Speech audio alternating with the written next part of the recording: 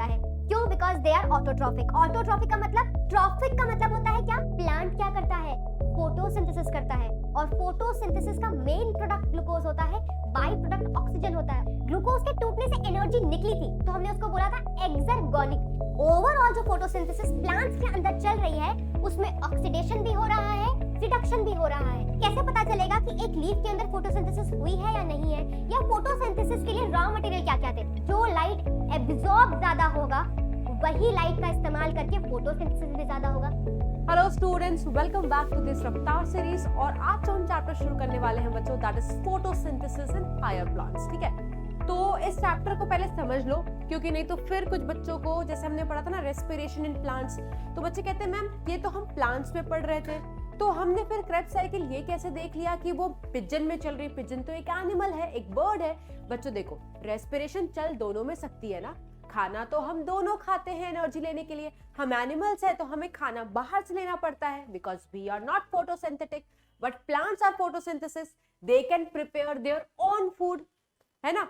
तो वो अपने अंदर बना करके उस खाने को तोड़ते हैं, हम बाहर से खाने को ले करके तोड़ते हैं। रेस्पिरेशन प्लांट्स और एनिमल्स दोनों में चल सकता है। ठीक है, सिमिलरली जो इस चैप्टर का नाम है फोटोसिंथेसिस इन हायर प्लांट्स, और पहले चैप्टर का नाम समझो, वहां पे एक्सप्लेन कर दिया। अब इस चैप्टर का मतलब क्या है? Higher plants. हायर प्लांट्स में क्या आता है बच्चों? हायर प्लांट्स मतलब हम किससे रिलेट करेंगे? हम रिलेट करेंगे एंजियोस्पर्म से। एंजियोस्पर्म्स क्या होते हैं? हमारे flowering plants, higher plants. Gymnosperms को भी हायर प्लांट्स कंसीडर किया जाता है। जिम्नोस्पर्म आपने 11th क्लास के प्लांट किंगडम में पढ़ा होगा, जिसमें साइकस और पाइनस आता है। बट ओवरऑल जो हम कैटेगरी कंसीडर करते हैं हायर मोस्ट एडवांस, वो है एंजियोस्पर्म। तो हम इसमें सिर्फ एंजियोस्पर्म का जिक्र करेंगे कि इसमें फोटोसिंथेसिस कैसे होता है। ये जो लेक्चर है ना बच्चों, हम बचपन से पढ़ते आ रहे हैं, भैया प्लांट अपना खाना बना लेता है। क्यों? Because they are autotrophic. Autotrophic का मतलब, ट्रॉफिक का मतलब होता है क्या? प्लांट्स क्या होते हैं? देखो ऐसे समझना है, प्लांट्स क्या होते हैं बच्चों? Plants are autotrophic. Trophic word का मतलब यहां पर क्या होता है? ट्रॉफिक वर्ड का मतलब होता है nutrition. Trophic word means nutrition, और ऑटो का मतलब यहां पर किससे है? सेल्फ। दैट मींस प्लांट अपने खाने का खुद ही देखभाल कर सकता है। Why? Because plants they are what बच्चों? Plants they are photosynthetic. ठीक है, तो ये हम बचपन से पढ़ते हुए आ रहे हैं कि plants they are photosynthetic, they can take care of their own needs, है ना, विथ रिस्पेक्ट टू फूड। ठीक है, बना लिया। लेकिन जो बचपन से पढ़ते आ रहे हैं ना, वो बहुत इजी डेफिनेशन है, खाना का बनना in the presence of light. बच्चों अब इससे काम नहीं चलेगा, हम हो गए हैं बड़े, है ना। अब हमें पूरा का पूरा एक चैप्टर पढ़ना है फोटोसिंथेसिस इन हायर प्लांट्स में। ठीक है, तो आओ स्टार्ट करते हैं यार। बहुत बेसिक, बहुत आज ये वाला जो लेक्चर है ना इस चैप्टर का, इजी बीजी है। ठीक है, आसानी से तुम्हें समझ में आ जाएगा, क्योंकि इसमें कुछ बात करेंगे पिगमेंट्स की। हमें सबको पता है जो पिगमेंट रिस्पॉन्सिबल होता है वो होता है क्लोरोफिल। हम सबको पता है वो क्लोरोफिल कहाँ पे प्रेजेंट होता है? क्लोरोप्लास्ट। क्लोरोप्लास्ट का स्ट्रक्चर कैसा होता है? ऑलरेडी हमने सेल वाले चैप्टर में पढ़ लिया है। और कुछ हम पढ़ेंगे एक्सपेरिमेंट्स, कि अभी तक हम फोटोसिंथेसिस के बारे में क्या जानते हैं, कैसे हमें पता चला, क्या इक्वेशंस है, वो सारा इंट्रोडक्टरी सेक्शन हमें आज कवर करना है। ठीक है बच्चों, तो आओ स्टार्ट करते हैं यार। सबसे पहले स्टार्ट करते हैं कि भैया फोटोसिंथेसिस चाहिए क्यों हमें? फोटोसिंथेसिस चाहिए क्यों? फोटोसिंथेसिस का मतलब होता है खाने का बनना। तो वो खाना है, याद करो हम फूड चेन पढ़ते थे यार छोटी क्लास में। फूड चेन का मतलब आपने देखा होगा, घास फूस, ठीक है, उसी से हमारा सारा का सारा फूड चेन शुरू होता है ना। ग्रास हॉपर है, मान लो ग्रास हॉपर किसको खाता है? ग्रास को खाता है। ग्रास हॉपर को कौन खा सकता है? फ्रॉग खा सकता है। मतलब अल्टीमेट सोर्स ऑफ जो एनर्जी है फ्लो होने की, वो शुरुआत कहां से हो रही है? प्लांट से हो रही है। डियर को देख लो, डियर किसको खाना खा के एनर्जी लेता है? जितने भी हर्बीवोर्स हैं, हर्बीवोर्स प्रोड्यूसर से ही तो लेते हैं। प्रोड्यूसर्स कौन से होते हैं? प्लांट होते हैं। तो जो सोर्स ऑफ फूड है फूड चेन के लिए, जो जहां से कहानी शुरू होती है, दैट इज प्लांट्स ओनली। ठीक है, और बच्चों सबसे इंपॉर्टेंट, अगर हम सांस ना लें तो क्या हम जिंदा रह सकते हैं यार? कोशिश करके देख लो। ठीक है, ज्यादा देर तक कोशिश मत करना, नहीं तो सच में हमारा कहानी खत्म ही हो जाएगा। Getting my point? तो जो भी हम ऑक्सीजन ले रहे हैं, from where we are getting that oxygen? वो ऑक्सीजन हमें प्लांट से मिल रही है। प्लांट क्या करता है? फोटोसिंथेसिस करता है, और फोटोसिंथेसिस का मेन प्रोडक्ट ग्लूकोज होता है, बाई प्रोडक्ट ऑक्सीजन होता है, और वो ऑक्सीजन गैस है, तो वो प्लांट लीफ में से डिफ्यूज होकर के एयर में आ जा रही है। So that is the source of oxygen. पर हम क्या कर रहे हैं यार, हम तो पेड़ों को काटे चले जा रहे हैं। क्यों भैया? हमें तो बिल्डिंग बनानी है ना, सोसाइटी बनानी है, बिल्डिंग बनानी है, फैक्ट्री बनानी है ना? वही तो अब हमें ऑक्सीजन देंगे, पेड़ थोड़ी देंगे ऑक्सीजन। तो यार जो जो आजकल इमेजेस बनती है ना, मीम्स बनते हैं कि कुछ 20, 30, 40 ईयर्स के बाद क्या होगा, हमें यहाँ पर अपनी पीठ के ऊपर गैस सिलेंडर लेकर के चलना पड़ेगा, ऑक्सीजन का सिलेंडर लेना पड़ेगा, और उससे हमें सप्लाई मिलता रहेगा। क्यों? क्योंकि पेड़ तो हम काटे जा रहे हैं ना।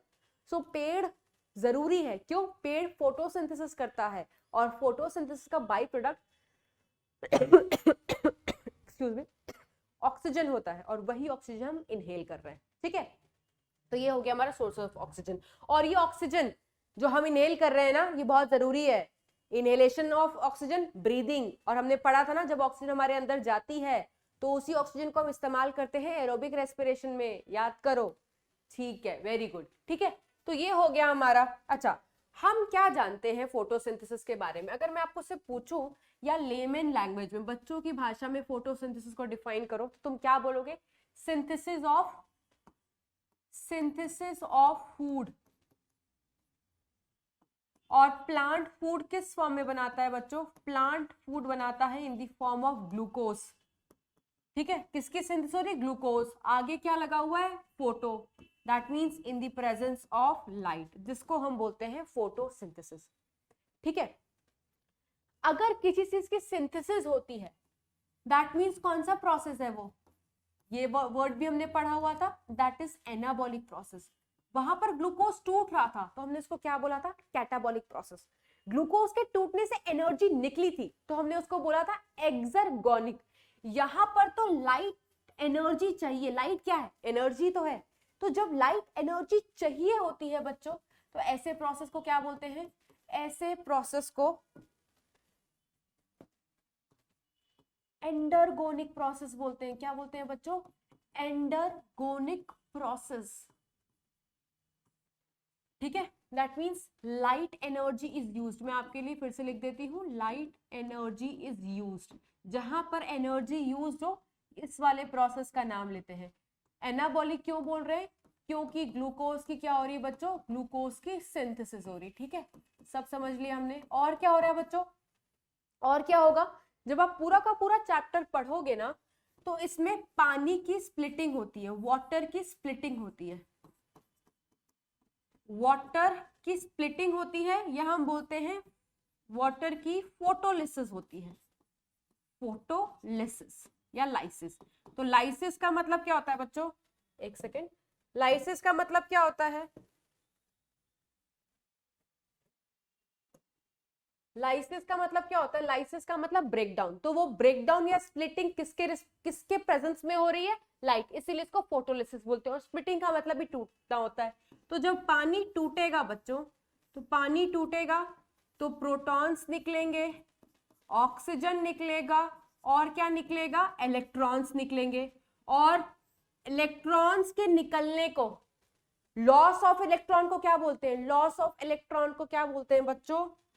ऑक्सीडेशन। क्या बोलते हैं? ऑक्सीडेशन। दैट मींस इस फोटोसिंथेसिस के प्रोसेस में क्या चल रही है? ऑक्सीडेशन चल रही है। याद रखना, पहला पॉइंट। और क्या चलता है फोटोसिंथेसिस में? हम बचपन से पढ़ते आ रहे हैं कि कार्बन डाइऑक्साइड और पानी रॉ मटेरियल होते हैं फोटोसिंथेसिस के लिए। इसको इस्तेमाल करके हम बनाते हैं खाना। वो खाना किस फॉर्म में बनता है? ग्लूकोज के फॉर्म में, C6H12O6। ये फोटोसिंथेसिस का मेन प्रोडक्ट होता है बच्चों। ये बचपन से पढ़ते आ रहे हैं हम। ये क्या होता है? फोटोसिंथेसिस का मेन प्रोडक्ट होता है। इसके अलावा हमें मिलती है ऑक्सीजन। ऑक्सीजन मेन नहीं है, बट निकल गई है ना, फोटोसिंथेसिस निकल रही, तो ऑक्सीजन इसका क्या है? ऑक्सीजन इसका बाई प्रोडक्ट होता है। क्या होता है बच्चों? By product. और यही ऑक्सीजन लीव से निकल करके, प्लांट से निकल करके एयर में आता है, जिसको हम इनहेल करते हैं। ठीक है, तो हुआ क्या है यार? पहले कार्बन डाइऑक्साइड था, अब वही कार्बन डाइऑक्साइड किसमें कन्वर्ट हो गया? ग्लूकोज में। इस कार्बन डाइऑक्साइड के पास कोई हाइड्रोजन नहीं था, बट ये जो प्रोडक्ट बन के आया इसमें हाइड्रोजन तुम्हें दिखाई दे रहा है। तो हमने यहाँ पर पढ़ा जब इलेक्ट्रॉन या हाइड्रोजन का रिमूवल होता है तो हम उसको ऑक्सीडेशन बोलते हैं, है ना। यहाँ पर एडिशन हो रहा है तो एडिशन को हम क्या बोलते हैं, एडिशन को हम रिडक्शन बोलते हैं। दैट मीन्स ओवरऑल जो फोटोसिंथेसिस प्लांट्स के अंदर चल रही है उसमें ऑक्सीडेशन भी हो रहा है, रिडक्शन भी हो रहा है। इसीलिए इस प्रोसेस को ऑक्सीडो क्या बोलते हैं बच्चों, इस प्रोसेस को ऑक्सीडो रिडक्टिव प्रोसेस बोलते हैं। क्या बोलते हैं, ऑक्सीडो रिडक्टिव प्रोसेस। इसको हम पिछले चैप्टर से रिलेट कर सकते हैं। कैसे रिलेट कर सकते हैं, वहां पे भी देखो हम बार बार पढ़ रहे थे, कोई ना कोई चीज ऑक्सीडाइज हो रही थी और कोई ना कोई रिड्यूस भी हो रही थी। हो रहा था ना यार, जब NaDH बन रहा था तो हम बोल रहे थे रिडक्शन हुई है, जब NAD+ बन रहा था तो हम बोल रहे थे ऑक्सीडेशन हुई है। दैट मीन्स रेस्पिरेशन में और फोटोसिंथेसिस में ऑक्सीडेशन रिडक्शन दोनों चलती है। दैट मीन्स इलेक्ट्रॉन का गेन भी होता है, इलेक्ट्रॉन का लॉस भी होता है। या कह सकते हो हाइड्रोजन का गेन होता है, हाइड्रोजन का लॉस भी होता है, दोनों चीज में। ठीक है, तो यहाँ पर ये वाला प्रोसेस भी क्या है, ऑक्सीडो रिडक्टिव प्रोसेस, जिसको हम ऐसे लिख सकते हैं बच्चों, किसकी ऑक्सीडेशन हो रही है, ऑक्सीडेशन हो रही है पानी की, जिसको हम बोल रहे हैं स्प्लिटिंग ऑफ वाटर या फोटोलिसिस ऑफ वाटर। प्रूफ यहाँ पर देखो लिखा हुआ है, इलेक्ट्रॉन का लॉस मींस ऑक्सीडेशन। रिडक्शन में हम क्या लिखेंगे, किसका रिडक्शन हुआ है, रिडक्शन ऑफ, एक second, reduction of carbon dioxide. और ये कार्बन डाइऑक्साइड रिड्यूस होकर के बनाया क्या है बच्चों, C6H12O6 दैट इज ग्लूकोज। ठीक है, ये हमने मोटा मोटा इंट्रोडक्शन पढ़ लिया। ठीक है, अब बच्चों हम, ये तो इंट्रोडक्टरी सेक्शन है कि इसका नाम क्या है। ठीक है, इसके अलावा एक इसको और नाम से जाना जाता है बच्चों, उसका नाम है फिजिको, बहुत सारे नाम पढ़े कि एनाबॉलिक है, एक्सर्गोनिक है, ऑक्सीडो रिडक्टिव प्रोसेस है। इसके साथ साथ इसको फिजिको केमिकल प्रोसेस भी बोलते हैं। क्यों बोलते हैं इसको physico chemical process, because there is a use of physical radiation. किसका इस्तेमाल है बच्चों, फिजिकल रेडिएशन। और कौन सी फिजिकल रेडिएशन का इस्तेमाल है, लाइट। ठीक है, light is a physical form of energy. तो उस लाइट एनर्जी को इस्तेमाल करके ये केमिकल बना रहे हैं, फूड बना रहे हैं inside the plant, formation of reduced form of carbon dioxide that is glucose. इसीलिए इस ओवरऑल प्रोसेस को हम क्या बोलते हैं, फिजिको केमिकल प्रोसेस। ठीक है, तो सारे नाम हमने पढ़ लिए बच्चों। ये ऑक्सीडो रिडक्टिव है, ऑक्सीडेशन रिडक्शन दोनों चल रही है। ठीक है, ये एंडरगोनिक प्रोसेस है। ठीक है, क्यों है, क्योंकि लाइट एनर्जी का इस्तेमाल हो रहा है। ये एनाबॉलिक प्रोसेस है, क्यों, क्योंकि ग्लूकोज की फॉर्मेशन हो रही है। ऑक्सीडेशन रिडक्शन का यहाँ पर सबूत भी लिखा हुआ है। अब हम पढ़ेंगे यार, हम जानते क्या है अबाउट एक्सपेरिमेंट। तो यार बचपन में 10th क्लास में, 9th-10th क्लास में तुमने कुछ एक्सपेरिमेंट्स पढ़े होंगे कि कैसे पता चलेगा कि एक लीफ के अंदर फोटोसिंथेसिस हुई है या नहीं है, या फोटोसिंथेसिस के लिए रॉ मटेरियल क्या क्या थे। जैसे हमने यहाँ पर फटाक से लिख दिया ना, हमने यहाँ पर लिख दिया कि रॉ मटेरियल कार्बन डाइऑक्साइड और पानी है, लिखा है ना यार कि ये रॉ मटेरियल्स हैं। कैसे पता चला हमें ये रॉ मटेरियल्स हैं, या कैसे पता चला हमें कि ये प्रोडक्ट बन रहा है, कोई ना कोई एक्सपेरिमेंट तो किया गया होगा, कोई ना कोई सबूत देखा गया होगा। तो एक्सपेरिमेंट क्या किया गया था, कैसे किया गया था, सुन लो। ये दो एक्सपेरिमेंट बचपन वाला एक्सपेरिमेंट है, ठीक है, जिसके बारे में रिकॉल करवाया गया है इस चैप्टर में। तो एक एक्सपेरिमेंट का नाम है वेरिजिएटेड लीफ एक्सपेरिमेंट। सबसे पहले बच्चों आपको ये पता होना चाहिए कि व्हाट इज वेरिजिएटेड लीफ। तो यार गार्डन का शौक तो किसको पेड़ पौधे नहीं पसंद है, तुम्हारे यहाँ भी गार्डन होगा, जरा आंगन में जाओ, ठीक है, या अपने गार्डन में जाओ, बाहर देखोगे तो तुम्हें कोई ऐसा पौधा दिखाई दे रहा होगा जिसकी लीव्स बहुत कलरफुल है। ठीक है, नहीं है गार्डन, नहीं जाने का मन है, आलस आ रहा है, तो भी कोई परेशान होने की जरूरत नहीं है, गूगल कर सकते हो, है ना। नहीं तो ये देख सकते हो, ये जो कलरफुल लीव्स हैं, देखो इसमें देखो पिंक भी दिखाई दे रहा है, इसमें भी पिंक कलर का है ना। सेम यहाँ पर भी देखो जो लीव्स है, ये तो पर्टिकुलरली ग्रीन दिखाई दे रही है अच्छे से। यहाँ पर देखो ये पिंक है, मैजेंटा, और ये ग्रीन है। तो ऐसे कलरफुल लीव्स को जिसमें ग्रीन भी हो, पिंक भी हो, रेड पिगमेंट्स भी हो, ऐसे लीफ को वेरिजिएटेड लीफ बोलते हैं। जैसे इनको ना कोलियस बोलते हैं। ये जो वैरायटी आपको दिखाई दे रही ना यहाँ पर, this is called as coleus. Croton भी होता है, देखा होगा शायद, नहीं तो गार्डन में जाओ, जो भी कलरफुल लीव्स दिखाई दे रही ना, दैट इज वेरिजिएटेड लीफ। अच्छा, उस लीफ को उठाया क्यों, उस लीफ के साथ एक्सपेरिमेंट क्यों किया वो सुन लो अब फटाफट से।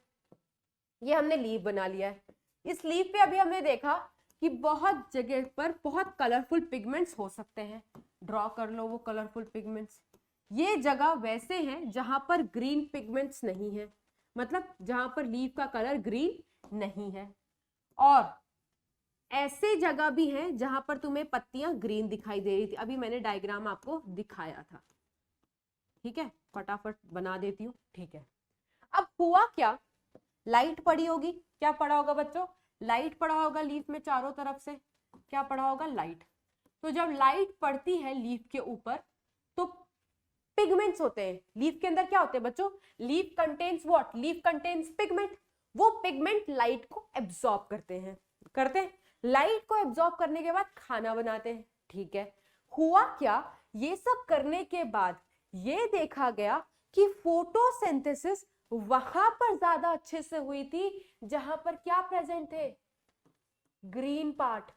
क्यों, क्योंकि ग्रीन पार्ट के पास ग्रीन पिगमेंट होगा, green part contains green pigment, और इस ग्रीन पिगमेंट का नाम क्या होता है बच्चों, उस ग्रीन पिगमेंट का नाम होता है क्लोरोफिल, जिसको किताबों में एब्रिविएटेड फॉर्म में सिर्फ CHL भी लिखा होता है।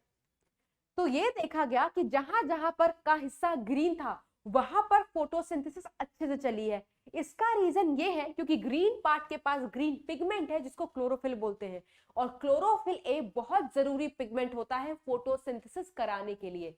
तो यहाँ पर इस चैप्टर में जो भी एक्सपेरिमेंट पढ़ोगे ना उसका हमें कंक्लूजन याद रखना है।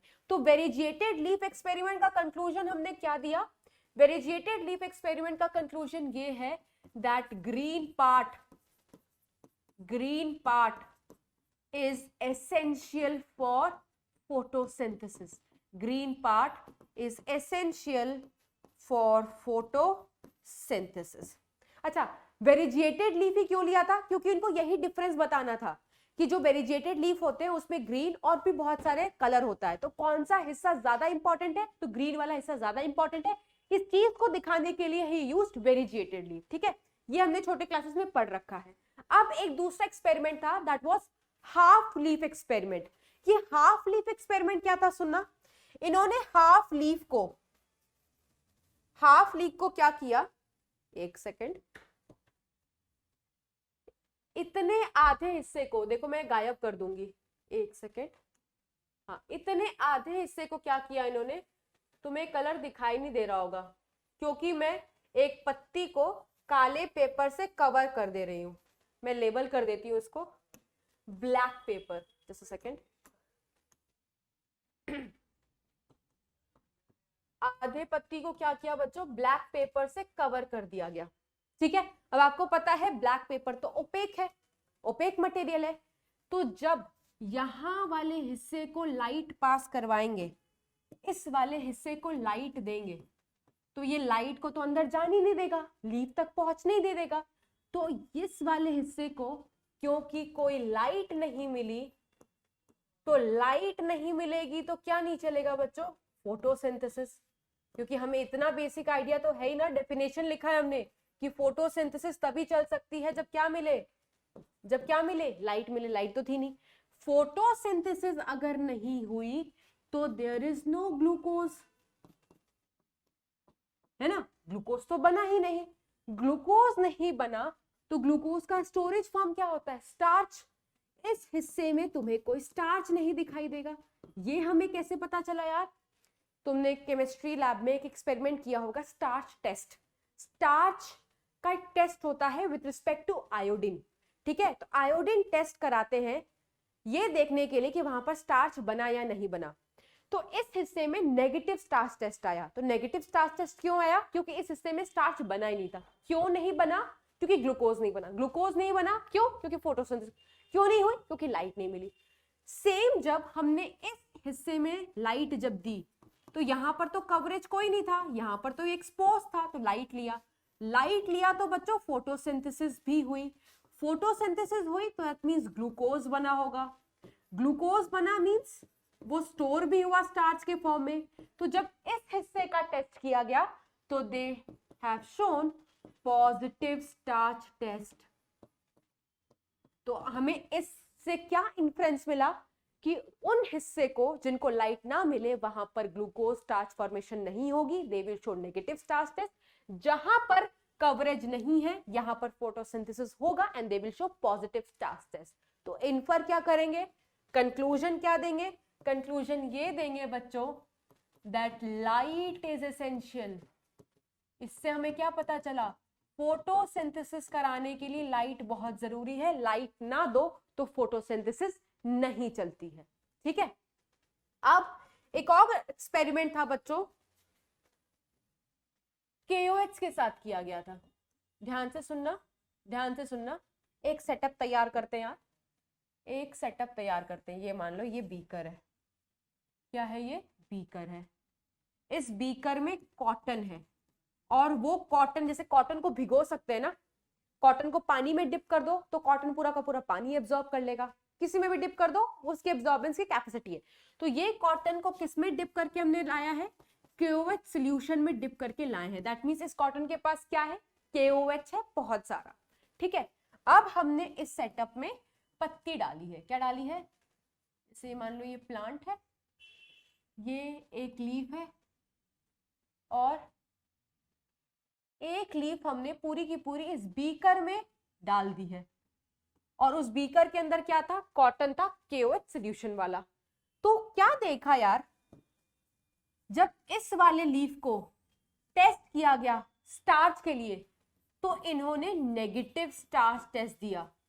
ध्यान से सुनते रहना, नेगेटिव स्टार्च टेस्ट दिया। जब इसको टेस्ट किया गया स्टार्च के लिए तो इन्होंने पॉजिटिव स्टार्च टेस्ट दिया। ऐसा क्यों, सुनना ध्यान से, ऐसा क्यों, ये देखो यहां पर इसको कहीं पर दबा करके फंसा करके रखा गया है, नहीं, इस वाले पत्ती को इस बीकर में रखा गया है। इस बीकर में क्या है, KOH का सॉल्यूशन है। KOH solution is a very good absorber of this solution, it is a very good absorber of CO2। तो सारा का सारा CO2 तो ये खा गए, इस पत्ती को कोई CO2 मिला, इस पत्ती को बच्चों कोई CO2 मिला ही नहीं। तो कोई CO2 नहीं मिला तो CO2 को रिड्यूस कैसे करोगे, अभी हमने पढ़ा था ना, CO2 रॉ मटेरियल होता है, उसको रिड्यूस करके ग्लूकोज बनाते हैं। जब ये रॉ मटेरियल ही नहीं बचा तो इसको ग्लूकोज कैसे बनाएंगे, तो यहाँ पर कोई ग्लूकोज नहीं बना, और अगर ग्लूकोज ही नहीं बना तो उसका स्टोरेज फॉर्म कैसे बनेगा, दैट मींस कोई स्टार्च नहीं बना, और स्टार्च बना ही नहीं तो यहाँ पर पॉजिटिव टेस्ट कैसे आएगा, इसलिए क्या आया, नेगेटिव टेस्ट। यहाँ पर क्या आया, इनको CO2 अवेलेबल हुआ, अगर CO2 अवेलेबल हुआ बच्चों तो ग्लूकोज भी बन जाएगा, ग्लूकोज बनेगा तो स्टार्च फॉर्मेशन भी दिखाई देगी, इसलिए इनका टेस्ट कैसा आया, पॉजिटिव। तो इस एक्सपेरिमेंट से हम इन्फर क्या करेंगे बच्चों, इस एक्सपेरिमेंट से हम ये इन्फर करते हैं that CO2 is essential for photosynthesis. तो ये सब बहुत पुराने एक्सपेरिमेंट हैं जो हम बचपन से पढ़ते आ रहे हैं, तभी हमें इतना तो पता ही है कि CO2 और लाइट चाहिए होता है फोटोसिंथेसिस को कराने के लिए। तो इस एक्सपेरिमेंट के थ्रू पता चला CO2 जरूरी है, इस एक्सपेरिमेंट के थ्रू पता चला लाइट जरूरी है, इस एक्सपेरिमेंट के थ्रू पता चला ग्रीन पार्ट इज एसेंशियल। ठीक है, अब हम पढ़ते हैं उन एक्सपेरिमेंट्स के बारे में which is there in your class 11th। ठीक है, तो देख लो क्लास 11th में क्या क्या दिया हुआ है। सबसे पहले एक्सपेरिमेंट हम पढ़ेंगे बच्चों प्रिस्ले के बारे में। जोसेफ प्रिस्ले है, ये बच्चों ईयर से प्रिस्ले लिखा हुआ है क्योंकि एनसीईआरटी में दिया हुआ है year of experiment and everything. ठीक है, तो जोसेफ प्रिस्ले ने क्या किया था, पहली बात तो आपने हर एक्सपेरिमेंट के साथ साइंटिस्ट का नाम है और उन साइंटिस्ट ने मटेरियल क्या क्या यूज किया था, इस पे ही क्वेश्चन आता है। तो मटेरियल क्या यूज किया था, इन्होंने मिंट प्लांट यूज किया था। इनके एक्सपेरिमेंट को बेल जार एक्सपेरिमेंट बोलते हैं। क्या बोलते हैं, बेल जार एक्सपेरिमेंट। ऑब्वियसली इन्होंने और क्या यूज किया था, बेल जार यूज किया था, चूहा यूज किया था, है ना, और क्या यूज किया था बच्चों, एक बर्निंग कैंडल यूज की थी। इनका भी सेटअप ड्रॉ कर लेते हैं, ड्रॉ नहीं यार, एनसीईआरटी का डायग्राम दिखा देते हैं। ठीक है, चूहों को देख लो, यस, 2 सेटअप है, दिस इज सेटअप नंबर 1, ठीक है, और you can say this is experiment number 1। इन्होंने बहुत सारे एक्सपेरिमेंट किए थे, लिखा हुआ है एनसीईआरटी में दैट ही परफॉर्म्ड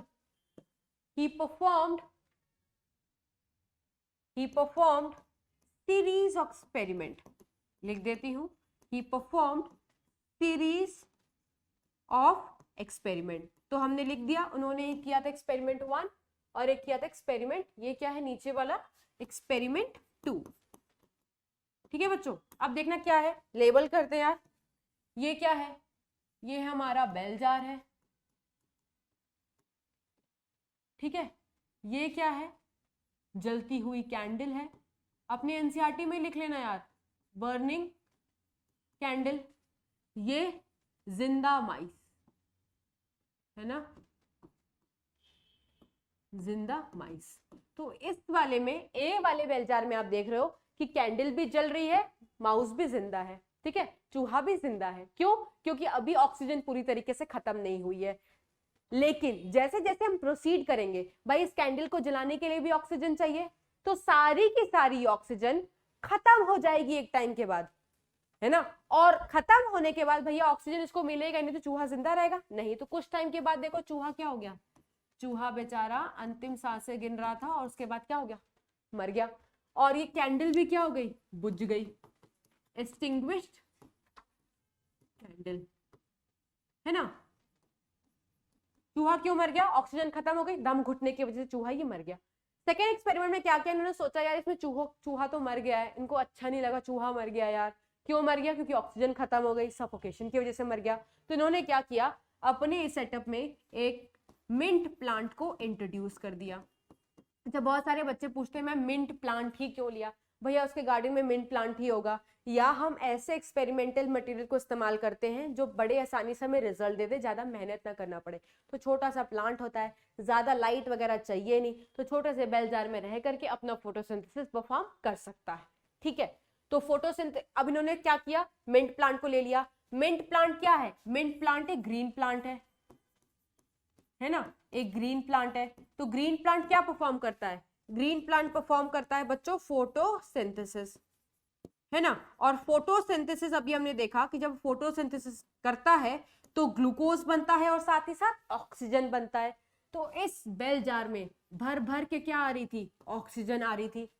तो यहां पर क्या हो रहा था, पहले के केस में प्लांट तो था नहीं, तो जो भी बेल जार के अंदर ऑक्सीजन थी वो खत्म होते जा रही थी, कैंडल और ये चूहे खत्म करते जा रहे थे, खत्म करते जा रहे थे, खत्म करते जा रहे थे, भरने वाला कोई था नहीं। यार तुम्हारे किचन में राशन है तो ऐसा तो है नहीं ना बिना भरे उसको तुम सालों साल तक चला सकते हो। हम खत्म करते रहते हैं, मम्मी पापा भरवाते रहते हैं, हम खत्म करते रहते हैं, मम्मी पापा भरवाते रहते हैं। Getting my point. तो यहाँ पर सब खत्म ही खत्म हो रहा था, भरने वाला कोई नहीं था ऑक्सीजन। बट यहाँ पर क्या हुआ, खत्म हो भी रहा था तो सारा का सारा ऑक्सीजन को रीस्टोर कर रहा था कौन, एक ग्रीन प्लांट। क्यों? क्योंकि ग्रीन प्लांट परफॉर्म कर सकता था फोटोसिंथेसिस, और फोटोसिंथेसिस में क्या इवॉल्व होता है बच्चों, ऑक्सीजन। तो होगा क्या, खत्म भी हो रहा है, ये भर भी दे रहा है। तो कुछ टाइम के बाद देखो कोई नहीं मरा, चूहा भी जिंदा है, कैंडल भी जल रही और ग्रीन प्लांट भी बिल्कुल सही सलामत है। तो इसका कंक्लूजन ये था कि whatever oxygen is removed by this burning candle and this चूहा, that get restored by this mean plant. तो हमारे लिए प्लांट बहुत जरूरी है ना। इस एक्सपेरिमेंट से हमें ये पता चल रहा है। तो ये बात हम लिख लेते हैं बच्चों, इन्फ्रेंस ही तो हमें याद रखनी है। तो इसका इन्फ्रेंस ये है दैट ग्रीन प्लांट रिस्टोर, मतलब भरना, रीस्टॉक करना, restore the oxygen removed by burning candle and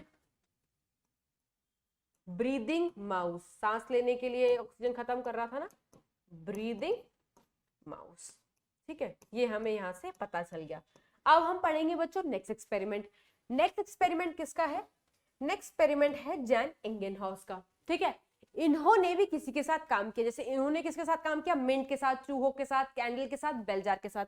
इन्होंने किसके साथ काम किया था, इन्होंने एक एक्वेटिक प्लांट के साथ काम किया था, वर्कड विथ एक्वेटिक प्लांट। और उस एक्वेटिक प्लांट का नाम क्या है, एक्वेटिक प्लांट का नाम है हाइड्रिला। ठीक है, पानी में रहने वाला प्लांट है, सबमर्ज्ड रहता है। ठीक है, तो इन्होंने एक तरीके से प्रिस्ले के एक्सपेरिमेंट को रिपीट किया, बट तरीका अलग था, अंदाज थोड़ा अलग था। और वो अंदाज कैसे अलग था, इन्होंने दो सेटअप तैयार किए, दो बीकर लिया। ठीक है, दोनों बीकर में क्या भर दिया, दोनों बीकर में भर दिया हाइड्रिला का प्लांट। ये क्या है बच्चों, हाइड्रिला का प्लांट है। ये हमने दोनों बीकर में हाइड्रिला का प्लांट डाल दिया। अब इसको हम लेबल भी कर देते हैं, this is what, this is hydrilla, है ना। इस हाइड्रिला प्लांट में, ठीक है, अब इन्होंने क्या किया बच्चों, इस सेटअप को फनल से कवर कर दिया। किससे कवर कर दिया, फनल से कवर कर दिया। यहां पे भी सेटअप को क्या किया, फनल से कवर कर दिया, इन्वर्टेड फनल रख दी। क्यों रख दी बता देंगे, क्योंकि एक्सपेरिमेंट हम अपने घर में तो कर नहीं रहे, बहुत बड़े लेवल पे कर रहे हैं, तो हमें बहुत स्पेसिफिक सबूत चाहिए। ठीक है, कवर कर दिया। ठीक है, अब क्या हुआ, इस पूरे के पूरे सेटअप को उठा करके रख दिया लाइट में। इस पूरे के पूरे सेटअप को कहां रखा बच्चों, लाइट में। तो ये प्लांट है, प्लांट को लाइट मिलती है तो ये बौखला जाता है, और क्या करता है, उस लाइट का इस्तेमाल करके ये कार्बन डाइऑक्साइड को रिड्यूस कर देता है इन दी फॉर्म ऑफ ग्लूकोज, है ना, खाना बना लेता है। और खाने के साथ साथ बनता है ऑक्सीजन। ठीक है, खाने के साथ साथ क्या बनता है, ऑक्सीजन। तो जैसे ही इस मिंट प्लांट को क्या मिली, लाइट मिली, तो लाइट मिलने के बाद इन्होंने ग्लूकोज बनाया और बनाया ऑक्सीजन। बट ऑक्सीजन का प्रूफ हमें कैसे मिला, हमें कैसे मिला कि ऑक्सीजन बना है, यहां पर फनल के जस्ट टॉप पर क्या निकल रही थी, बबल। क्या बन रही थी बच्चों, बबल। और बबल किसके बने होते हैं बच्चों, बबल बने होते हैं मेड ऑफ ऑक्सीजन। ठीक है, अब ध्यान से सुनना, किया क्या था इन्होंने, एक हाइड्रिला प्लांट लिया, एक सेटअप तैयार किया, इस प्लांट को फनल से कवर कर दिया, सिर्फ इसीलिए क्योंकि फनल का मुंह तो एक छोटा सा ही होगा ना, तो वहीं पर आसपास तुम्हें सबूत मिल जाएगा बबल का। बबल बनने का मतलब है ऑक्सीजन इवॉल्व हुई है, और ऑक्सीजन इवॉल्व होने का मतलब है कि इस प्लांट ने फोटोसिंथेसिस किया। क्यों किया, क्योंकि लाइट दी थी। यहां पर क्या किया, सेम, सब कुछ सेम था, बट अब इसको रख दिया डार्क मोड में। That means no light was given to this hydrilla plant. अब इसको कोई लाइट तो मिली नहीं, तो लाइट नहीं मिलेगी तो फोटोसिंथेसिस चलेगी, नहीं चलेगी। फोटोसिंथेसिस नहीं चलेगी तो क्या ऑक्सीजन मिलेगा, नहीं। तो क्या बबल दिखाई देगा, नहीं। तो इस सेटअप में नो बबल फॉर्मेशन। यहां फनल के मुंह पर, फनल के माउथ पर तुम्हें कोई बबल फॉर्मेशन नहीं दिखी। नो बबल फॉर्मेशन मतलब नो ऑक्सीजन इवॉल्व, कोई ऑक्सीजन इवॉल्व नहीं हुई थी। दैट मीन्स यहां पर कोई फोटोसिंथेसिस नहीं चली। क्यों नहीं चली यहां पर फोटोसिंथेसिस, क्यों नहीं चली बच्चों यहां पर photosynthesis, because since there was no light. तो इस एक्सपेरिमेंट से हमने कंक्लूजन क्या निकाला, भैया अगर बबल चाहिए, ऑक्सीजन चाहिए, ऑक्सीजन कब मिलेगा, फोटोसिंथेसिस के दौरान। तो उसके लिए क्या चाहिए होगा, लाइट चाहिए होगा, क्योंकि अंधेरे में नहीं हुआ कुछ भी। That means light is essential for bubble formation. ठीक है, ओके। तो ये था इंगेनहॉर्स का एक्सपेरिमेंट। उसके बाद एक और साइंटिस्ट थे बच्चों, एक और साइंटिस्ट थे जूलियस वॉनसैक्स। इन्होंने क्या किया था, सबसे पहली बात इन्होंने बताया था कि जब प्लांट में खाना बनता है तो किस फॉर्म में बनता है, ग्लूकोज के फॉर्म में बनता है। ठीक है, बट ग्लूकोज बहुत ही सिंपल शुगर है। अगर हम उसको एज इट इज प्लांट के अंदर रखेंगे या प्लांट उसको एज इट इज उनके अंदर रखेगा तो वो फटाक से इस्तेमाल होता रहेगा, है ना। तो हमें उसको कुछ कॉम्प्लेक्स शुगर्स के फॉर्म में स्टोर करना पड़ता है, कन्वर्ट करना पड़ता है।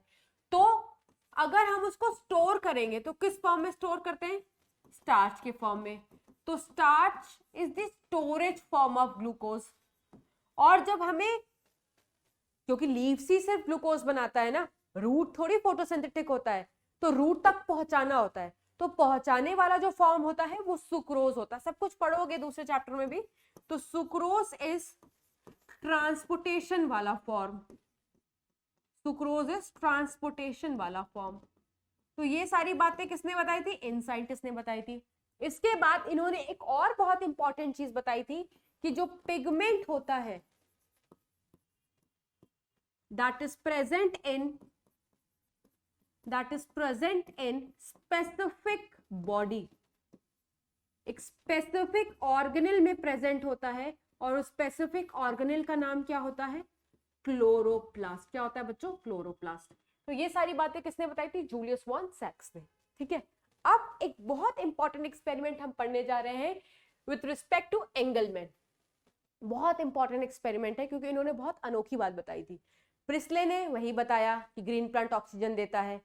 उन्होंने क्या बताया? इंगेनहाउस ने लाइट जरूरी है। ये सब तो हमें पहले से पता थी, है ना। ये वाली बात भी थोड़ा बहुत मोटा मोटा हम जानते ही थे कि क्लोरोफिल कहाँ पे प्रेजेंट होता है, क्लोरोप्लास्ट में होता है। इन्होंने थोड़ा अलग चीज बताई थी। वो अलग चीज क्या था? सुनो ध्यान से। एंगलमैन ने सबसे पहली बार, जो क्वेश्चन आता है कि किस पे एक्सपेरिमेंट किया था? क्लैडोफोरा पे। क्लैडोफोरा क्या है? क्लैडोफोरा एक ग्रीन एल्गी होता है। क्या होता है बच्चों? एक ग्रीन एल्गी होता है। ठीक है, तो इन्होंने क्या क्या इस्तेमाल किया था अपने इस एक्सपेरिमेंट को करने के लिए? सबसे पहले इन्होंने इस्तेमाल किया ग्रीन एल्गी, नंबर 1 पॉइंट। साथ ही साथ बच्चों इन्होंने इस्तेमाल किया था प्रिज्म। प्रिज्म का यूज क्या होता है? फिजिक्स में पढ़ रखा है, ठीक है, थोड़ा बहुत बता देंगे। उसके बाद इन्होंने इस्तेमाल किया था सस्पेंशन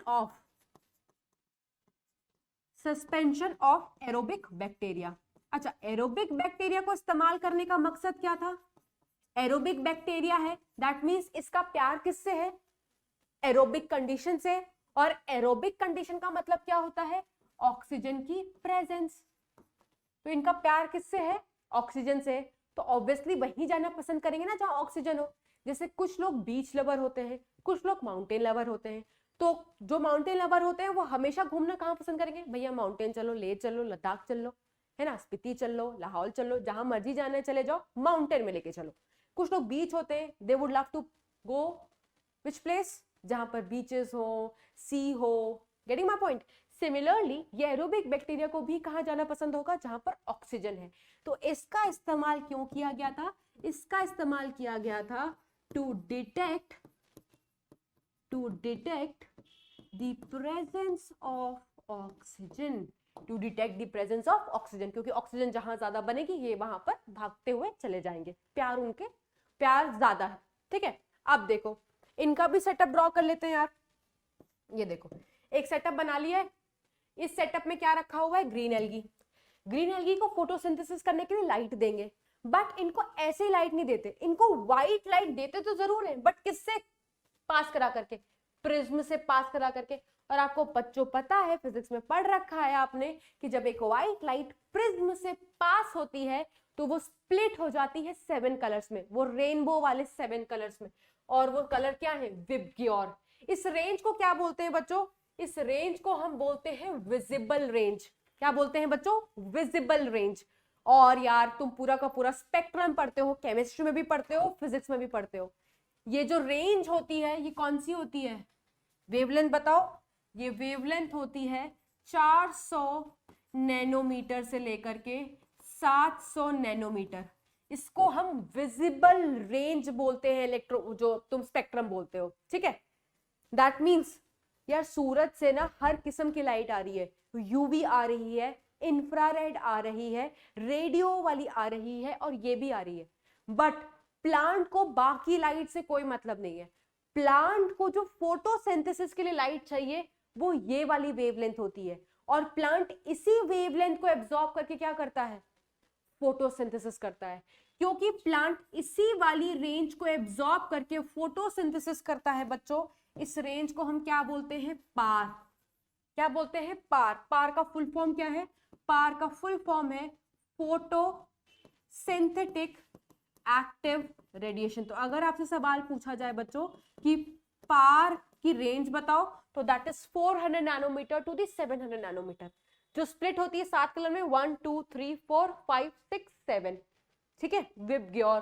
तुम जो भी ब्लू हो गया, रेड हो गया, ग्रीन है, येलो है, ऑरेंज है, इंडिगो है और वायलेट है। इतना तो हमें बेसिक नॉलेज है, ठीक है। तो ये हमने सारा कुछ पढ़ लिया रिलेटेड टू दिस एक्सपेरिमेंट। अब देखते हैं हुआ क्या।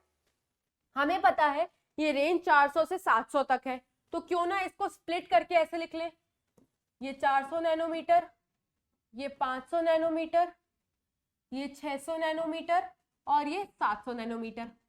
ठीक है, स्प्लिट कर लिया है क्योंकि लाइट स्प्लिट हो जाती है प्रिज्म से पास होने के बाद।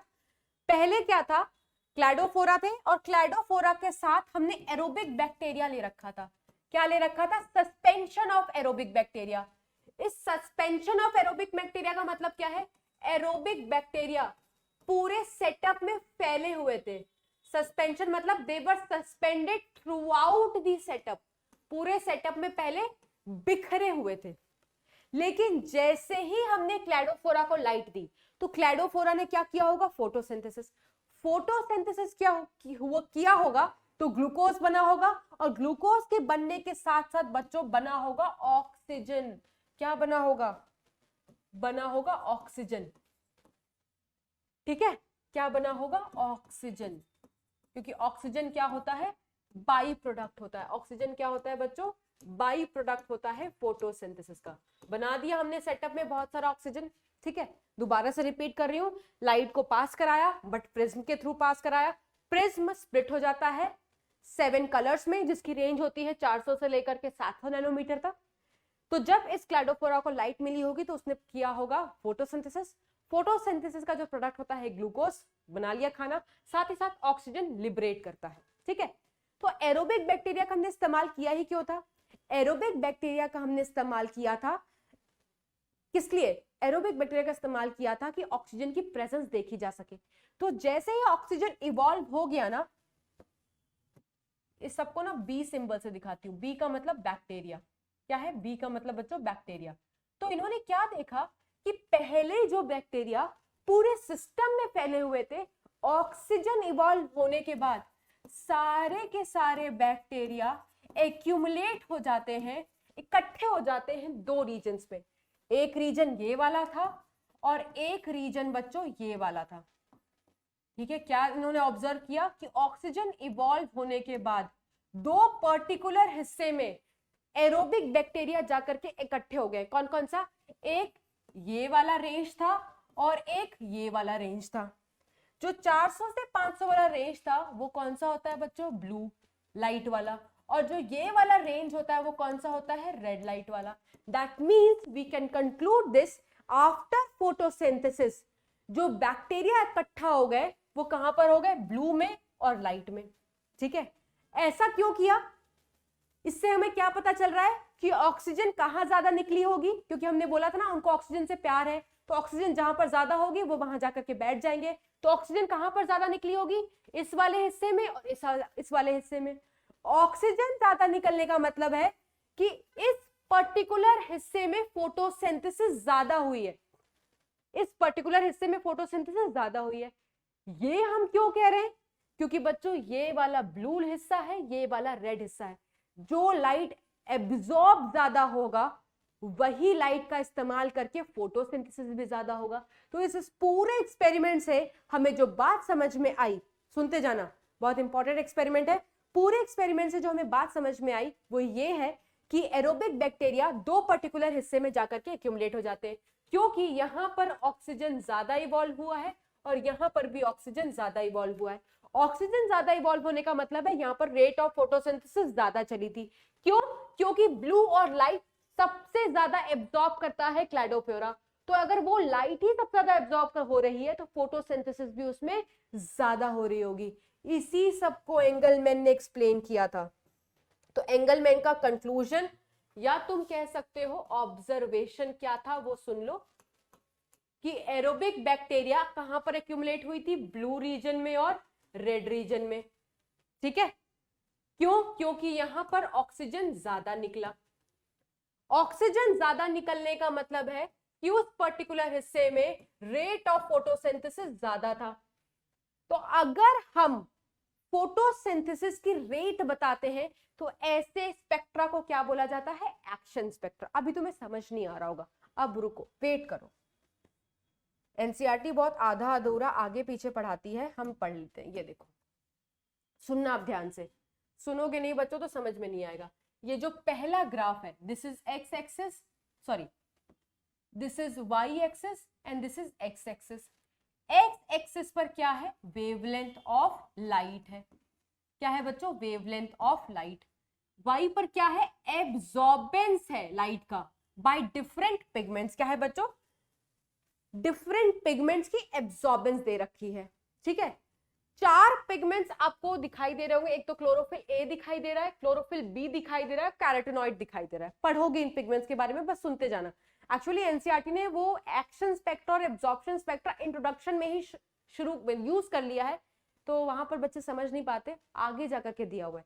मैं आपको वहीं पर समझा रही हूँ। थोड़ा सा 2-3 मिनट वेट करो, सब समझ में आ जाएगा। ठीक है, ध्यान से सुनना। एक्स एक्सिस पे क्या है? वेवलेंथ ऑफ लाइट है। वाई एक्सिस पर क्या है? हमारा एब्जॉर्बेंस है।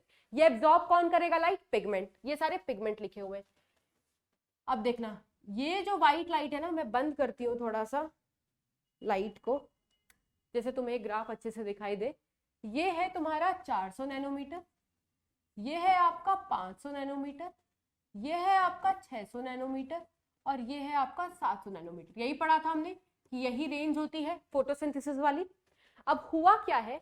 वेवलेंथ पड़ी प्लांट के ऊपर, लाइट पड़ी, डिफरेंट पिगमेंट्स ने एब्जॉर्ब करना शुरू किया। डिफरेंट पिगमेंट्स ने लाइट को एब्जॉर्ब करना शुरू किया, है ना? तो वो जो लाइट एब्जॉर्ब हो रही है, खुद देखो आपको कौन कौन से हिस्से में दिखाई दे रहा है। एक 400 से 500 नैनोमीटर वाली लाइट सबसे ज्यादा एब्जॉर्ब हो रही है।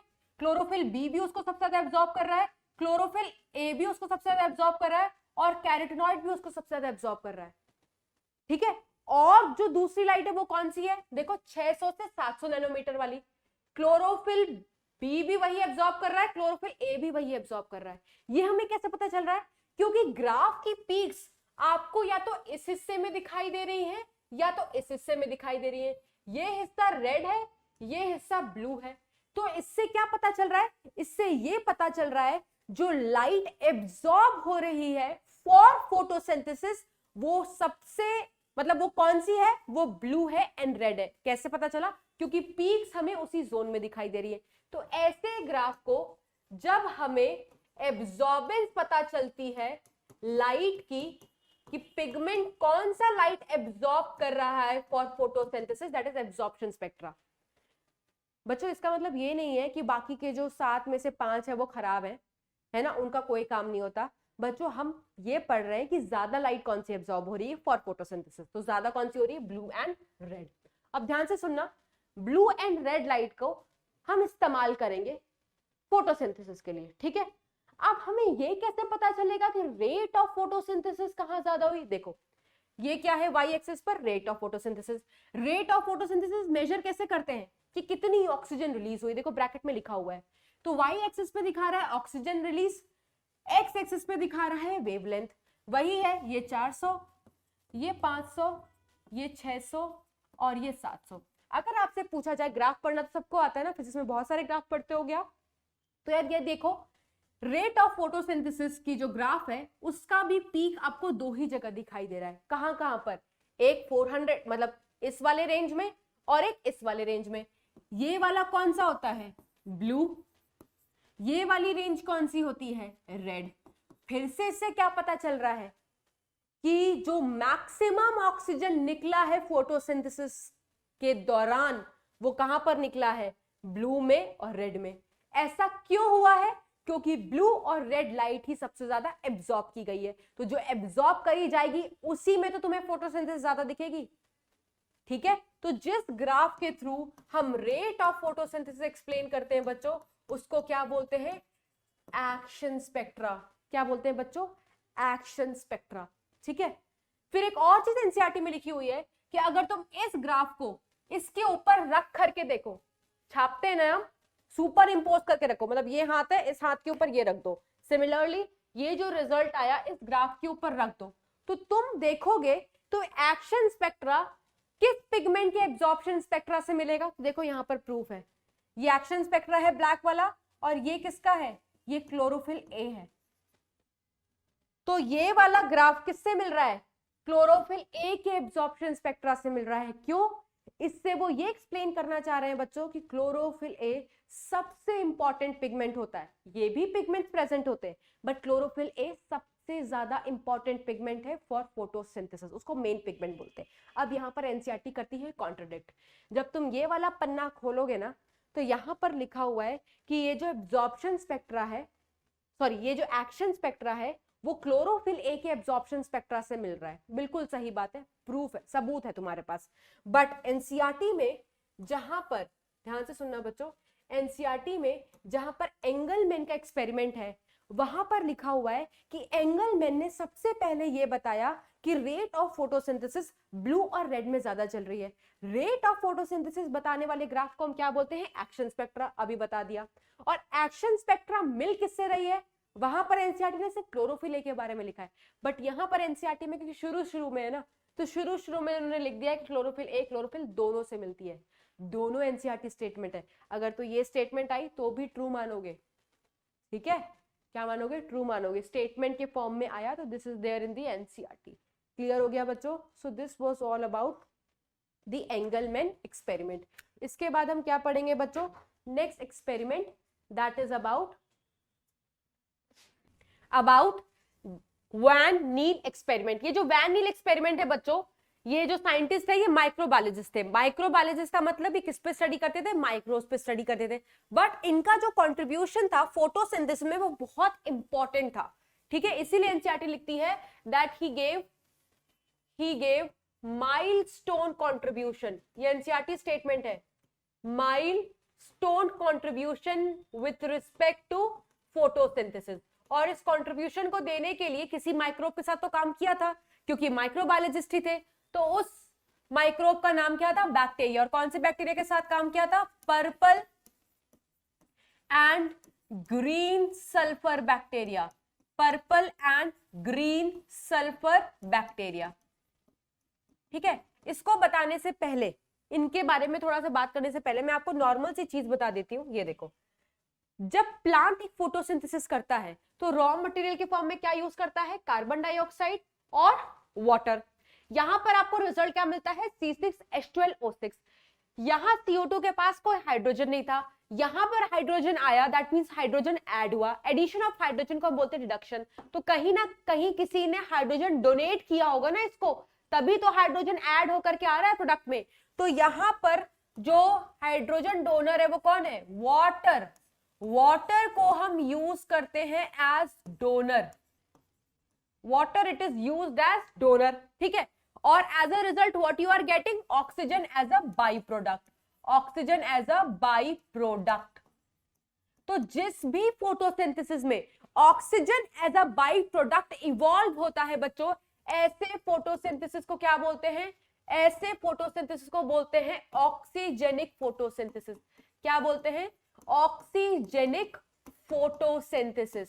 तो डिफाइन कैसे करोगे ऑक्सीजेनिक फोटोसिंथेसिस को? Oxygen is formed as by product, जैसे तुम्हें ब्लैक बोर्ड पे दिखाई दे रहा है। और प्लांट में ना, प्लांट में जो फोटोसिंथेसिस चलती है वो यही वाली चलती है।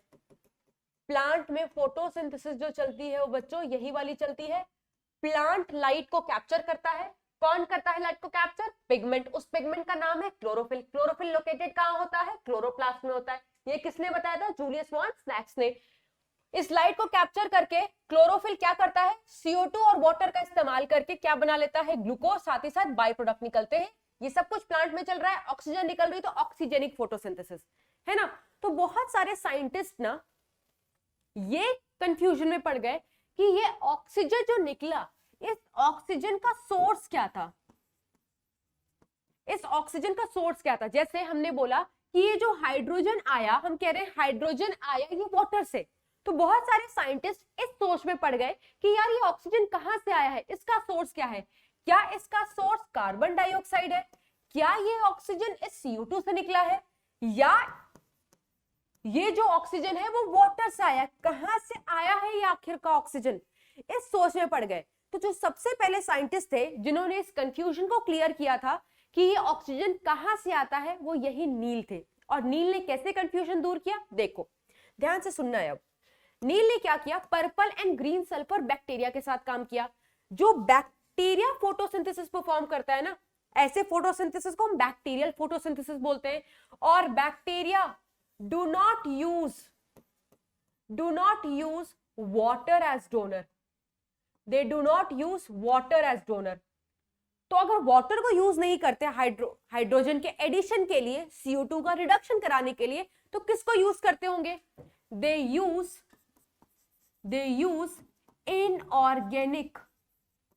Inorganic source of sulphur. किसको यूज करते हैं बच्चों? Inorganic source of sulphur, that is H2S। ठीक है यार, देखो हम बचपन से ये पढ़ते आ रहे हैं कि न्यूट्रिशन जो होता है वो ऑटोट्रॉफिक हो सकता है, हेट्रोट्रॉफिक हो सकता है। ध्यान से सुनना, ठीक है। एक और कंसेप्ट बता देती हूं कि जो न्यूट्रिशन होता है, न्यूट्रिशन जो होता है वो क्या होता है? ऑटोट्रॉफिक होता है। पहले ध्यान से समझ लो, फिर समझ में आएगा। या क्या हो सकता है? हेट्रोट्रॉफिक हो सकता है। इस चैप्टर में हमें हेट्रोट्रॉफिक न्यूट्रिशन पर बिल्कुल भी ध्यान नहीं देना है। इस चैप्टर में हमें देना है ध्यान किस पे? ऑटोट्रॉफिक पर, है ना। ऑटोट्रॉफिक भी बहुत तरीके का होता है, जैसे प्लांट्स भी ऑटोट्रॉफ्स हैं। देयर आर सर्टेन बैक्टीरिया जो ऑटोट्रॉफ्स होते हैं, ठीक है। ऑटोट्रॉफ में एक होता है फोटो ऑटोट्रॉफ और एक होता है बच्चों कीमो ऑटोट्रॉफ। तो वैसे तो ये टॉपिक आप बायोलॉजिकल क्लासिफिकेशन में बैक्टीरिया में पढ़ोगे, बट क्योंकि यहां पर इस वाले बैक्टीरिया का जिक्र हो रहा है तो मैं आपको बता देती हूँ। ये वाला जो बैक्टीरिया होता है ना बच्चों, ये कैसा होता है? Photo autotrophic bacteria. तो यहां पर एग्जाम्पल में मैं लिख देती हूं purple and green sulphur bacteria. तो इनको purple and green sulphur bacteria क्यों कहा जा रहा है? क्योंकि ये सल्फर सोर्स को इस्तेमाल करते हैं, और वो भी किस सोर्स को? Inorganic sulphur source. किसको? इनऑर्गेनिक सल्फर सोर्स को इस्तेमाल किया जाता है खाने को बनाने के लिए। क्लियर है? ये पानी का इस्तेमाल नहीं करेंगे। क्लियर हो गया? तो ऐसे फोटोसिंथेसिस को हम क्या बोलते हैं? फोटो ऑटोट्रॉफिक, या you can just call photo autotroph. तो एक बात तुम्हें और याद रखनी है अपने समझने के लिए, डिटेल हम किसी और चैप्टर में पढ़ेंगे, बस इतना याद रखना कि जब हम ऑटोट्रॉफ बोलते हैं, ऑटोट्रॉफ का मतलब खाना बना लेंगे, बट आपने जो याद रखनी है कि ऑटोट्रॉफ में सोर्स हमेशा क्या होता है? सोर्स हमेशा क्या होता है? इनऑर्गेनिक। क्या होगा बच्चों? इनऑर्गेनिक। वेयर एज हेट्रोट्रॉफ में सोर्स हमेशा क्या होता है? ऑर्गेनिक। जैसे हम हेट्रोट्रॉफ है, हम एक ऑर्गेनिक सोर्स को खाते हैं तब हमें एनर्जी मिलती है। वो ऑर्गेनिक सोर्स का नाम क्या है? वो ऑर्गेनिक सोर्स का नाम है glucose. Glucose is the organic form. Yes और नो? तो याद रखना है कि न्यूट्रिशन दो प्रकार की होती है, ऑटोट्रॉफिक, हेट्रोट्रॉफिक। इस पर्टिकुलर चैप्टर में हेट्रोट्रॉफिक के बारे में हम बात नहीं करें, क्योंकि हम फोटोसिंथेसिस की बात करें। फोटोसिंथेसिस प्लांट में चलती है, और प्लांट क्या होता है? ऑटोट्रॉफ होता है। बैक्टीरिया भी ऑटोट्रॉफ्स हो सकते हैं। वो बैक्टीरिया जो लाइट को इस्तेमाल करके अपना खाना बनाए, क्या करे? जो लाइट को इस्तेमाल करके अपना खाना बनाए, उनको फोटो ऑटोट्रॉफ बोलते हैं। और जो केमिकल का इस्तेमाल करके अपना खाना बनाते हैं, उनको कीमो ऑटोट्रॉफ बोलते हैं। इसके बारे में हम दूसरे चैप्टर में बात करेंगे। फोटो ऑटोट्रॉफ में किसका एग्जांपल हमने लिखा हुआ है? Purple and green sulphur bacteria का। और इसी purple and green sulphur bacteria का नील ने इस्तेमाल किया था। क्यों किया था? क्योंकि उनको पता था ये ऑटोट्रॉफिक है। कैसे ऑटोट्रॉफिक है? फोटो ऑटोट्रॉफिक है। लाइट को इस्तेमाल करके फोटोसिंथेसिस कर सकते हैं, ठीक है। और सोर्स कौन सा होता है? Inorganic source. और ये कौन सा इनऑर्गेनिक सोर्स खाते हैं बच्चों? ये जो इनऑर्गेनिक सोर्स खाते हैं दैट इज H2S, सल्फर का इनऑर्गेनिक सोर्स। अब आ जाओ, इतनी से हमने थोड़ा सा पढ़ लिया है, अब आ जाओ। तो इन्होंने क्या किया? इस पर्पल सल्फर बैक्टीरिया को क्या प्रोवाइड की होगी बच्चों? लाइट प्रोवाइड की होगी। तो जब इसको लाइट प्रोवाइड किया होगा तो इसने क्या किया होगा? ये क्या परफॉर्म करेगा? ये परफॉर्म करेगा फोटोसिंथेसिस। क्या परफॉर्म करेगा? फोटोसिंथेसिस। ऐसी फोटोसिंथेसिस को हम क्या बोलते हैं? बैक्टीरियल फोटोसिंथेसिस, क्योंकि बैक्टीरिया में चल रही है। अब बैक्टीरियल फोटोसिंथेसिस प्लांट फोटोसिंथेसिस से अलग कैसे है वो समझ लो। प्लांट में वाटर डोनर था, यहां पर डोनर वाटर नहीं है, क्योंकि हमने पहले ही बोल दिया बैक्टीरिया पानी इस्तेमाल नहीं करता है। बैक्टीरिया इनऑर्गेनिक सल्फर सोर्स को इस्तेमाल करता है। तो इन्होंने खाना बनाया C6H12O6। चलो खाना तो बना लिया, साथ ही साथ हमने वहां पर देखा था कि जब पानी था तो बाय प्रोडक्ट ऑक्सीजन निकल रहा था, गैस निकल रही थी, बट यहां पर बाय प्रोडक्ट क्या निकल रहा है? सल्फर। तो इससे क्या कंक्लूड किया हमने? इससे ये कंक्लूड किया बच्चों कि पानी लिया ही नहीं तो ऑक्सीजन निकला ही नहीं। अगर कार्बन डाइऑक्साइड ऑक्सीजन दे रहा होता तो दे देना चाहिए था ना, नहीं दिया। दैट मींस ये जो ऑक्सीजन का सोर्स है, एक सेकेंड, ये जो ऑक्सीजन है ये कार्बन डाइऑक्साइड से नहीं आ रहा है। अगर आ रहा होता तो वहां पे भी दिखता। ये ऑक्सीजन कहां से आ रहा है? वाटर से। तो ये सब कुछ बताने वाले कौन थे? ये सब कुछ बताने वाले नील थे। नील ने कंक्लूड किया concluded that oxygen comes from या evolved from water not from carbon dioxide. और इसी के लिए उन्होंने इस्तेमाल किया था बैक्टीरिया को। ऐसी फोटोसिंथेसिस को क्या बोलते हैं? Bacterial photosynthesis. यहां पर आप देख सकते हो ऑक्सीजन नहीं निकला है, तो ऐसी फोटोसिंथेसिस को और क्या बोलते हैं? एनऑक्सीजेनिक। क्या है? एनऑक्सीजेनिक मतलब oxygen is not formed as by product. Clear है? यहां पर भी लाइट का इस्तेमाल हुआ है, यहां पर भी पिगमेंट का इस्तेमाल हुआ है।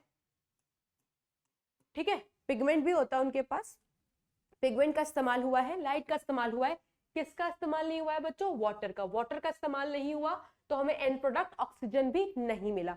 तो नील ने इतना बड़ा कंक्लूजन दे तो दिया, बट इनके इस कंक्लूजन को इनके जो कोलीग्स थे और साइंटिस्ट थे उन्होंने भी सपोर्ट किया, उन्होंने भी सराहाया है। जैसे एनसीईआरटी में लिखा भी हुआ है, बहुत ज्यादा जिक्र नहीं दिया हुआ है, देखो आपके एक्स्ट्रा नॉलेज के लिए बता दे रही हूँ। जो अदर साइंटिस्ट थे कौन से? Ruben, कामेन and ईटॉल। ईटॉल का मतलब क्या होता है बच्चों? ईटॉल का मतलब होता है कोवर्कर्स। इन सब ने मिलकर क्या किया? ऑक्सीजन का आइसोटोप इस्तेमाल किया। ऑक्सीजन के आपको पता है दो आइसोटोप्स एग्जिस्ट कर सकते हैं। नॉर्मली आप 16 वाला लिखते हो, बट 18 वाला भी होता है ना? तो इन्होंने ऑक्सीजन के आइसोटोप को इस्तेमाल किया और क्या किया? एक ग्रीन एल्गी ले लिया। इस ग्रीन एल्गी को क्या दिया? इस ग्रीन एल्गी को दिया लाइट। तो लाइट के प्रेजेंस में फोटोसिंथेसिस परफॉर्म करेगा, है ना? पिगमेंट कैप्चर कर लेगा लाइट को। और क्या देना पड़ता है हमें देना पड़ता है वाटर और carbon dioxide as a raw material. जो पानी का ऑक्सीजन था ना, वो ऑक्सीजन 18 वाला था, और जो CO2 का ऑक्सीजन था वो 16 वाला था। ग्लूकोज बना, ग्लूकोज बनने के साथ जब ये सारा कुछ मिला होगा इसको, तो इस ग्रीन एल्गी ने ग्लूकोज बनाया होगा। ग्लूकोज के मिलने के साथ साथ ऑक्सीजन भी लिबरेट होती है। तो जो ऑक्सीजन इधर निकल के आई वो 18 वाली थी, और 18 वाला किसके पास था? पानी के पास। तो यहां से भी प्रूफ हो गया ना कि ये जो ऑक्सीजन आता है that comes from water not from carbon dioxide. तो उनके उस एक्सपेरिमेंट को और भी लोगों ने प्रूफ किया था सेम कंक्लूजन के साथ कि ऑक्सीजन आ रहा है पानी से, ना कि फ्रॉम कार्बन डाइऑक्साइड। ठीक है, तो ये हो गया बच्चों सारी की सारी साइंटिस्ट की कहानी, है ना? और ये जो एक्सपेरिमेंट है ना, नील ने और भी एक चीज बताई थी। ये क्या है? ये है ओल्ड इक्वेशन ऑफ फोटोसिंथेसिस। उन्होंने एक नई इक्वेशन दी। वो नई इक्वेशन क्या थी? कि कार्बन डाइऑक्साइड और जो पानी होता है वो रॉ मटेरियल होता है। लाइट के प्रेजेंस में जब लाइट मिलती है प्लांट को, कौन कैप्चर करता है? क्लोरोफिल कैप्चर करता है। तो ये जो रॉ मटेरियल है ये किस में कन्वर्ट हो जाते हैं? ग्लूकोज में। साथ ही साथ ऑक्सीजन मिलता है और साथ ही साथ वाटर मिलता है। This water is said to be a synthetic water. क्यों इसको सिंथेटिक वाटर बोल रहे हैं? क्योंकि बच्चों को लगेगा जो प्लांट ने पानी खाया वही उल्टी कर दी है, वही वॉमिट कर दिया। नहीं नहीं, ऐसा नहीं है। ये जो पानी है ना, ये सिंथेसाइज्ड हुआ है during the process of photosynthesis. That is why it is said to be a synthetic water. जिसमें ये जो हाइड्रोजन है ना, सिंथेटिक मतलब ये जो हाइड्रोजन है ना, इसका ये हाइड्रोजन कहां से आ रहा होगा? वाटर से। और ये जो ऑक्सीजन है ये कहां से आ रहा होगा? कार्बन डाइऑक्साइड से। दोनों ने मिल करके ये पानी बनाया है during the process of photosynthesis. That is why this is said to be a synthetic water.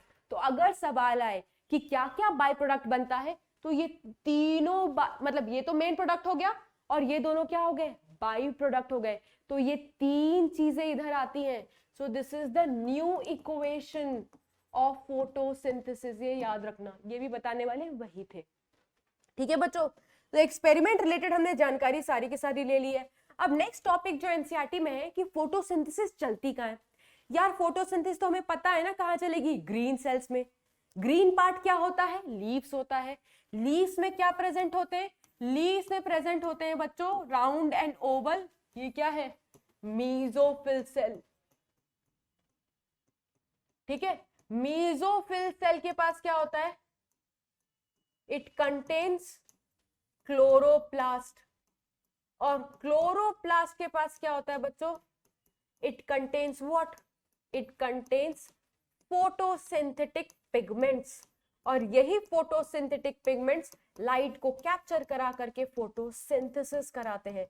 तो साइट ऑफ फोटोसिंथेसिस क्या है बच्चों, green cell, green leaves, leaves में मेसोफिल सेल, मेसोफिल में क्लोरोप्लास्ट, क्लोरोप्लास्ट में पिगमेंट्स। फिर एनसीईआरटी में लिखा हुआ है यार कि जो क्लोरोप्लास्ट होते हैं ना, they are arranged in a specific manner. और ये अरेंजमेंट क्यों होती है, in order to have optimum light. Optimum मतलब उतनी मिले जितनी फोटोसिंथेसिस के लिए एसेंशियल है, जरूरी है। तो यहां पर लिखते हैं ये लाइन एनसीईआरटी की कि जो क्लोरोप्लास्ट है, chloroplast are arranged in mesophyll cell, in mesophyll cell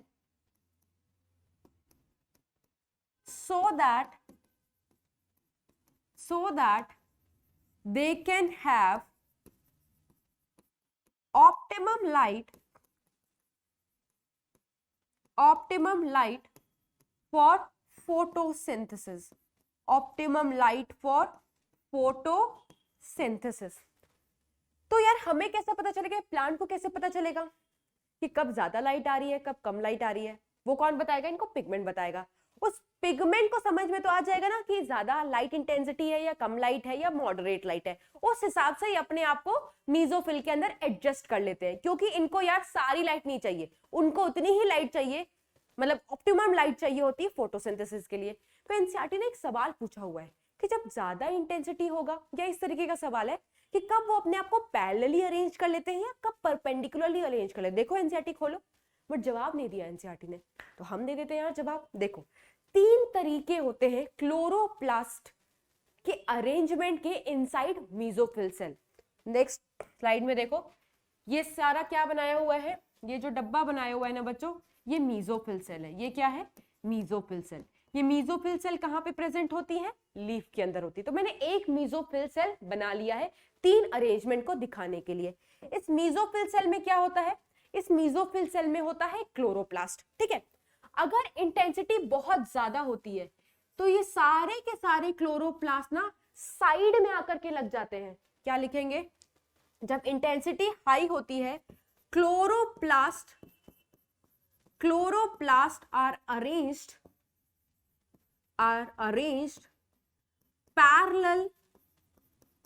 parallel to incident light, या क्या लिख सकते हो, और along the lateral wall of mesophyll cell। lateral wall of mesophyll cell, इसका क्या मतलब है, देखो ये मेसोफिल सेल है, ये इसकी दीवार है, दीवार के साइड में जाकर के इकट्ठा हो गए हैं।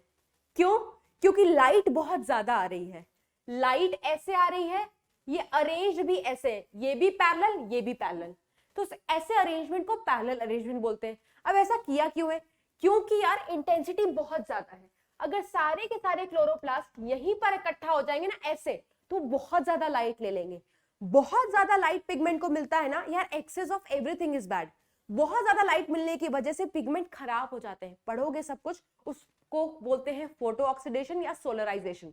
तो पिगमेंट खराब ना हो जाए, क्लोरोप्लास्ट साइड में आ जाता है, साइड में आने की वजह से उसको सिर्फ ऑप्टिमम लाइट मिलेगी फोटोसिंथेसिस करने के लिए। ठीक है, ये कंडीशन याद रखना। ये कब होगा, जब इंटेंसिटी बहुत हाई होगी। अगर इंटेंसिटी बहुत लो है, तो अगर ये कोने में चले जाएंगे ऑलरेडी बहुत कम है, और कोने में चले जाएंगे तो और कम मिलेंगे। तो उस टाइम पे क्या करते हैं, ये यहां पर आकर के लग जाते हैं। लाइट ऐसे आ रही है, इनकी अरेंजमेंट ऐसी है, दैट मीन्स ये क्या है, परपेंडिकुलर टू ईच अदर।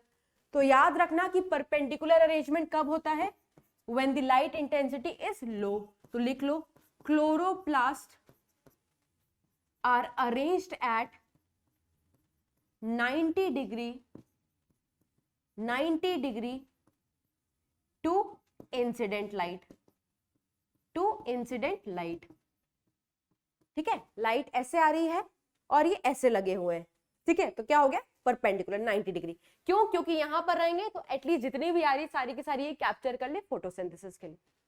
अगर मॉडरेट रहती है, ठीक ठाक होती है, तो दे शो रैंडम अरेंजमेंट, कहीं पे भी लग सकते हैं, कोई फर्क नहीं पड़ेगा, ठीक है।